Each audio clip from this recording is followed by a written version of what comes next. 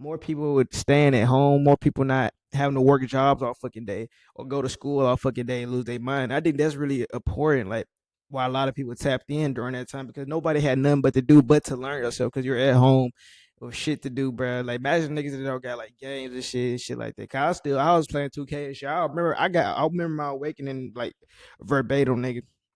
I always thought of this shit, and I always like understood manifestation. I understood that what I think is what I create, and I always had the experience of just feeling like just like a nigga just could connect with things with the unseen, with the shit we don't see, and things like that, bro. So I know that helped me tap in. I was at home, bro. Nigga couldn't go to basketball practices, distract them all the time. They couldn't do whoop the whoop all the time. Nigga had to focus on what I was doing.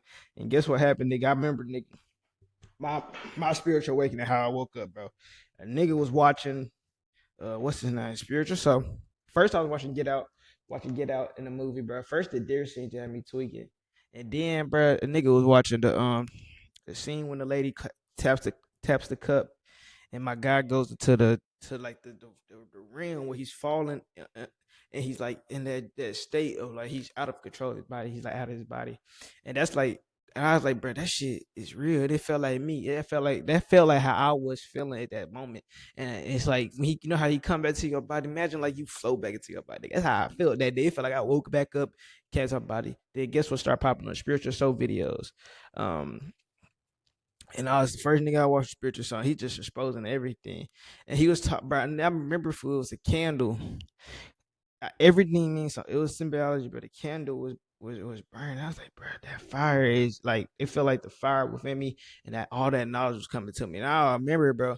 I remember, bro, going with some of the guys I used to hoop with and work out with some of my closest friends growing up, bro. I remember I was trying to argue this shit down, bro.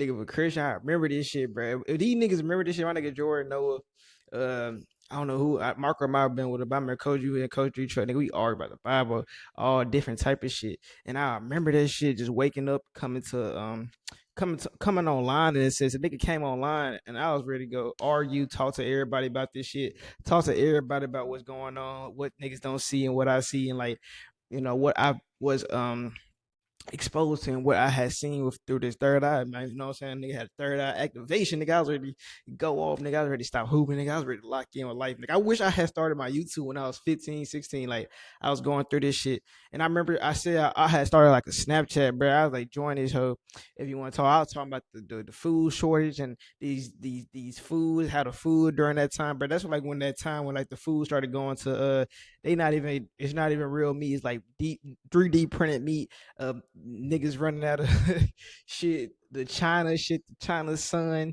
Tucson, all different type of shit. I remember that time I was exposing all that shit on Snapchat. Everything that I'm doing now, a nigga was doing that shit on Snapchat, doing that shit on just Snap. Nigga, I did that shit strictly on Snap on a private story and felt like a nigga was doing something. So all that to be said is like when you go on this journey, bro, waking up, bro, you have to figure out like when you first wake up, bro, you're gonna want to save everybody. You're gonna want to save everybody in the world. You're gonna want to expose the knowledge that you receive and give that to everybody in the world.